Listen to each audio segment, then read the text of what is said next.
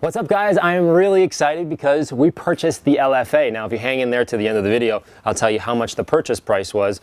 Now, a lot of you have watched the inspection video that I did. If you haven't, I'll put a link on it, but we inspected the vehicle and I basically gave the green light to the client, and now we have it on our fleet. And when I say our fleet, I mean all of my clients' cars. They're secretly mine whether they know it or not, but I'm kidding. I'm just really excited to have this, get to play with this on a regular basis. Today's video is going to be pretty cool. We're going to talk about how to prepare paint for that long-term integrity. What's the first thing that you do to it when you get it? In 3 different categories. 1, a brand new car. We'll talk about that a little bit. 2, what happens when you come back from a body shop if you have some damage or what have you. And 3, the majority of our topic today is going to be something like this, which is a 2012, not a 2002, LFA, and it's got 80 miles on it. So for all intents and purposes, it's a brand new car. So what do I do? What are the steps that I take to ensure that this virgin paint, because that's what it is, it's very, very clean, remains that way. And in this particular car, we're going to clear bra the entire thing by the end of the day. That's why it's very early and I'm trying to get this all, because it takes a long time to do. So I'm going to walk you through a lot of those steps and something to think about when you get one of those 3 categories, basically a brand new car or brand new paint. What do you do? That's all coming up today on this episode of Ride Along.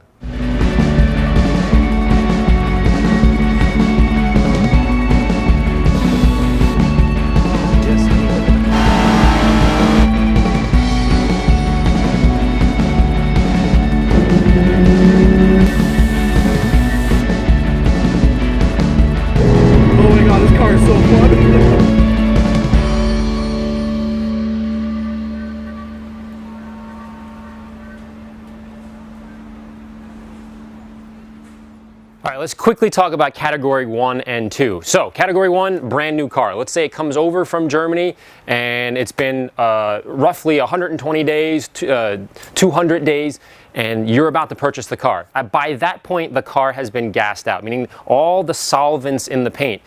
Solvents are to make the paint go through the spray gun much easier for all intents and purposes. So you spray that, and that solvent needs to rise to the surface of the paint and then dissipate into the air. By the time you get it and you pick up the car, it's already gassed out, so you don't have to be so concerned about that. Another little tip, and you guys have heard me say it 1,000 times, and I'll post a link to another video, that McLaren video again. You want to be really clear that nobody is to wash the car, touch the car, take anything, any of the stickers, the plastic sheet off of it. You should do that at home. Don't let them say, hey, Mr. Smith, we'll do it for you, no problem. Be like, you know what? I'm cool. I want to get more intimate with the car, or you can have fun with it and play with them a little bit, but you want to be able to inspect the car yourself, and if there's an issue, you can go back and address that. So that's kind of a little side note. Category 2 is if I were to get this repainted, meaning, God forbid, it got hit or whatever, and it needs to get repainted. Let's call it Monday. So on Wednesday, I get it home. You can't put sealant on it. You can't put coating on it. You can't put a clear bra. No, you definitely can't put a clear bra. Why? Because remember those pores where it needs to gas out? Paint is like skin, it has pores. So if you were to pack those pores, those holes, let's call them, and they couldn't release the gas, what happens is the paint tends to get blemished and blotchy and nasty. And I'll try to find some pictures online or whatever about them, but it's not a great idea. You really need to leave 60 to 90 days for it to naturally gas out. So now the paint is free and clear. Then you can put your sealants and coatings and whatever it is that you want to do. So that's kind of category 1 and 2 I want to talk about today. I'm going to show you on something like this, which is virgin paint. This is a dream come true. I maybe have to polish one little thing back there, but other than that, there's this. Excuse my French, but there's a bit of a disease, let's call it, in detailing where you have to touch the car, you have to polish the car. If the car is perfect as it should be, meaning you didn't get anybody to wash it in properly, that's very important, you shouldn't have to polish it. In this case, nobody touched this car because it's so rare and it's so this and that. They just didn't run it through the car wash. It sat in a corner for 2 years. So there's nothing really wrong with it. So as a detailer, this is like the big thing I want to get across in this video. Don't do something just to manually do something. You have to look at the paint, understand what's going on in it. Oh, okay, I checked the box, it's gassed out, so I can go and put covers on it, because I'm going to clear bra every painted surface, by the way, by the end of the day. And then should I polish it or not? If you don't need to polish it, don't polish the car. Your job is sort of like a doctor. You want to do the least amount of surgery necessary. It's not better to do more in this particular case. It's better to see where you are, protect it, and then go out and drive it. So that's kind of the moral of the story for this entire video.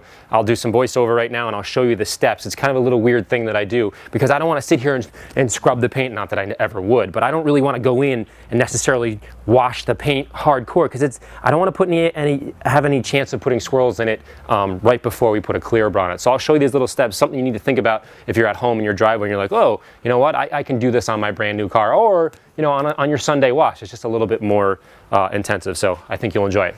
Let's hop into it. For step 1, I'm using a new formula I've been messing with for iron decontamination and clay lubrication. Of course, this particular car should have minimal, if any, contaminants, but it's always the best idea to be 100% sure prior to applying a clear bra. Spray liberally and allow 2 minutes to soak. Contaminants will appear as purple color specks and will help you determine where to clay if necessary. Next, I use the foam gun to soak the virgin paint to help carry away the heavy dirt without touching it at this stage. Again, these steps seem extreme, but remember, this is very flat, or what we call flawless paint, that is about to be 100% covered in clear bra in about an hour or so after this cleaning. So there's no room for love marks, so every precaution must be taken now. Step 3 is to rinse or power wash the paint. Again, notice I have yet to touch the paint at this point. So be sure to give it a thorough rinse and keep your nozzle 6 to 12 inches away from the surface.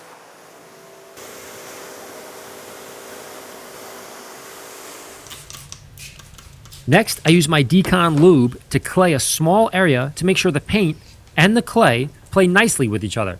Now, what do I mean by that? Sometimes clay can be too hard, and sometimes the paint can be too soft, causing tiny scuff marks during the claying process. Much the same as testing compounds and polishes, it's a good idea to test your clay. So I prefer the softest or lightest clay common to the industry. Once I'm sure no scratches occurred, I find the areas that turned purple and clay those panels thoroughly.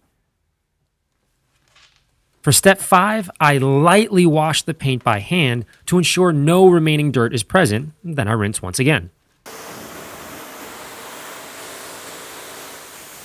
To dry the paint, I'll first use compressed air on the seams and tight areas to flush out the pockets of water now to avoid unnecessary wipes later.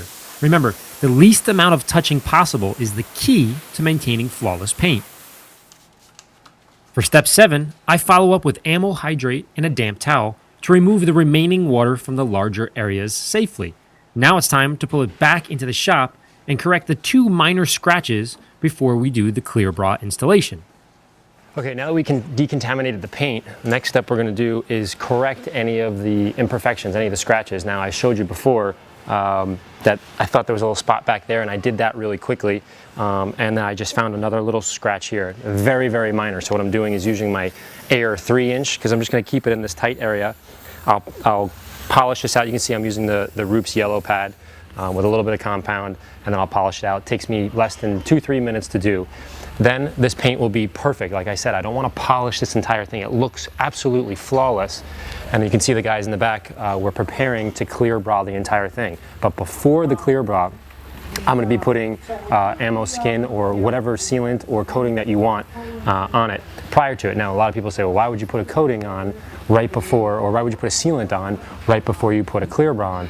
For me, I like that it adds a little bit more protection, because when I'll show you a video, when they put the clear bra on top, they kind of have to move it around a little bit, because we don't, and you know, with us, we don't have ones that are made by the computer. We actually, you know, hand make it for each one. So you have to kind of manipulate it and move it around. So I like to have protection on there just in case little dust flies in. So it's just protection upon protection. Now, if you're not clear braing your car, then this is when you'd want to put the protection.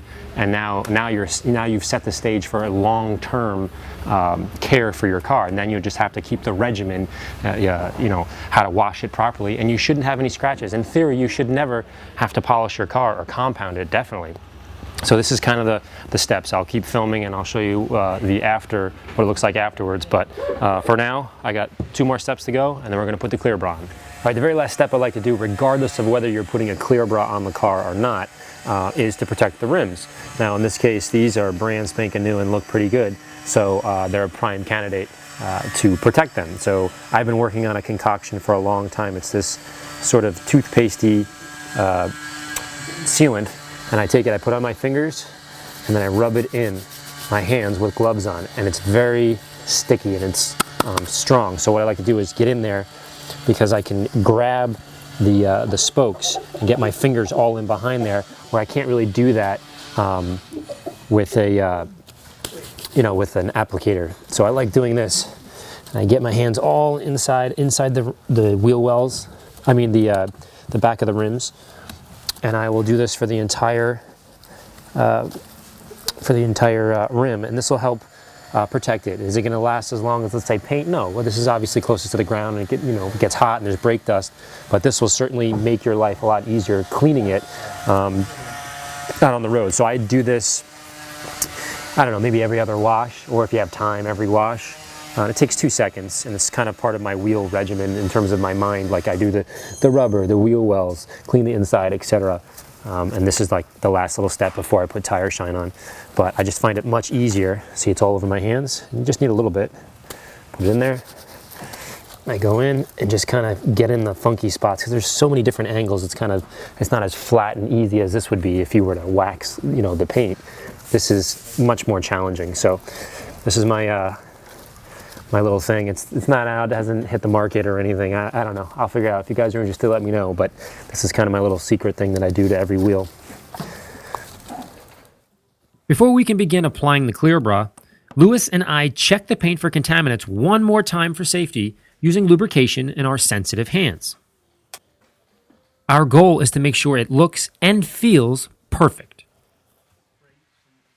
Once we're good to go, we apply large sheets of bra on each panel and slowly manipulate the material to the shape of the car's body.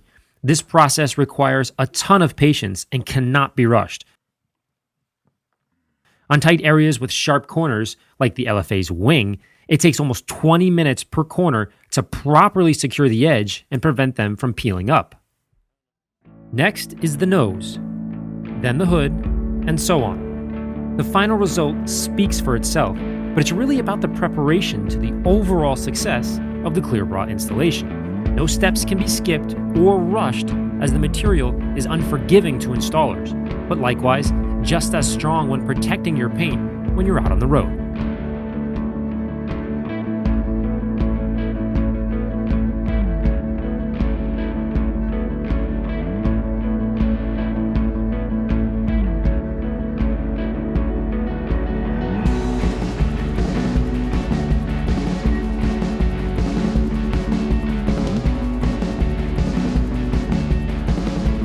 We're just finishing up the car now, and as you can see, we're still working on the front end. We have the back to do. That's tomorrow's project. But let's recap today's video.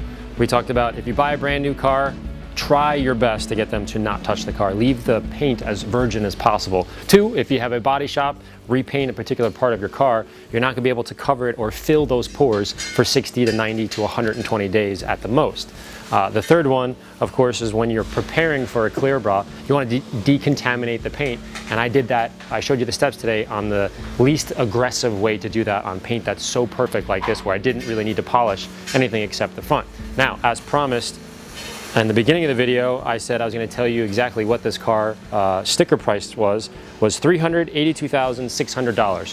What my client paid was $310,000. Hopefully you came up with that. Of course, if you guys have any questions, shoot me an email at larry@ammonyc.com. Thanks for watching. We'll see you next week.